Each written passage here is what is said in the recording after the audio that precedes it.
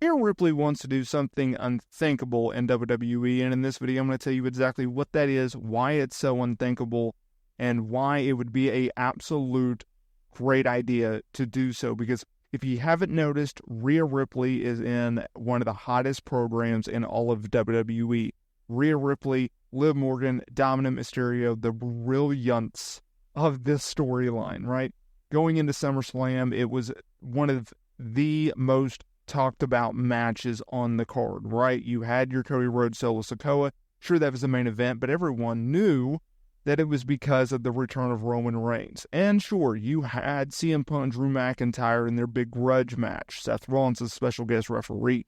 But for me and a lot of other people, it was the Liv Morgan Rhea Ripley match that was so significant. Therefore, now that we're pivoting, heading towards Bash in Berlin later this month, I like the fact that they've been able to incorporate Damian Priest into this, right? We're getting a mixed tag team match.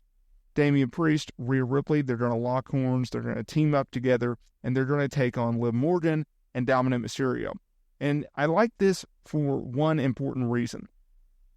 Well, two reasons. One, it continues the feud between Liv, Rhea, and Dominic, but also it's like a bridge gap, if you will. Because instead of just going straight to a rematch and really kind of rushing through this feud, they're taking their time with it while still building on it. I thought the recent angle that they did on Monday Night Raw, where Rhea was chasing Liv throughout the arena and Damian Priest attacking Dominic in the stands, I thought that was a very nice touch of what they were doing.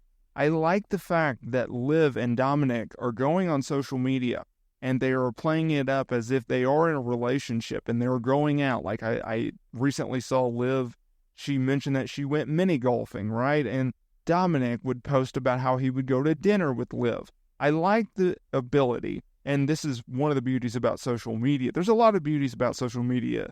It's not all just toxicity. But when you're able to take a storyline that is more reality-based, and that's something that Triple H has really, really honed in on and focused on, and is the direct driving force behind storylines these days, being able to take reality, put it into a storyline, booking it on television, and then also taking it to social media to add to that reality element and to continue to build the storyline and immerse the storyline into, everyday things, I think is actually brilliant. I think that's one of the reasons why Liv, Rhea, and Dominic Mysterio feud has gotten over so well. So what is this thing that is unthinkable? Well, Rhea Ripley recently commented on the idea of potentially challenging the WWE Intercontinental title. Now, of course, China, she did that when she made history in 1999 by becoming the first ever female to win said championship. Now, WWE, they have gone away from doing physical interactions between male and females.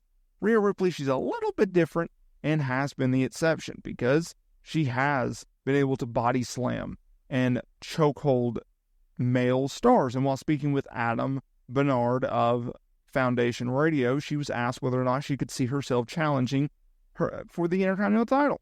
And this is what she had to say. She said, "Yeah, I'd be stupid to say no.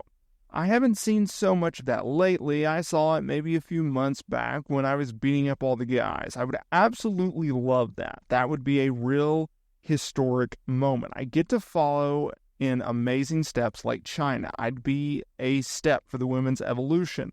We'd be taking over that a little bit more, where we were seeping into men's division and showing them what women can do," which is interesting. Now, obviously, right now, Intercontinental Champion is Braunbreaker. I don't know if they're necessarily going to be doing Braunbreaker versus Rhea Ripley.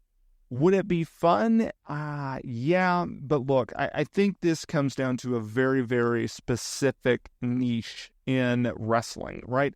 Me personally, someone who is interested and really enjoys women's wrestling, good women's wrestling, I don't want to necessarily see a female and a male wrestle each other. I find it to be a little wonky. Usually the timing is off and the sequences are off, and it just doesn't jive. If you go back and you look at China as IC champion, that was in a much, much different time. Right now in today's wrestling is a more athletic-based type of wrestling. And back in the Attitude Era and in 1999, and when China was the IC champion, it was more of a brawling style. They used a lot more gimmicks. It was a lot more get out of the ring, go through the crowd, brawl up to the stage in a normal match setting, let alone what I most remember, which was the, the kitchen, only kitchen rules or good house. It was a good housekeeping match between Jeff Jarrett and Chyna, right?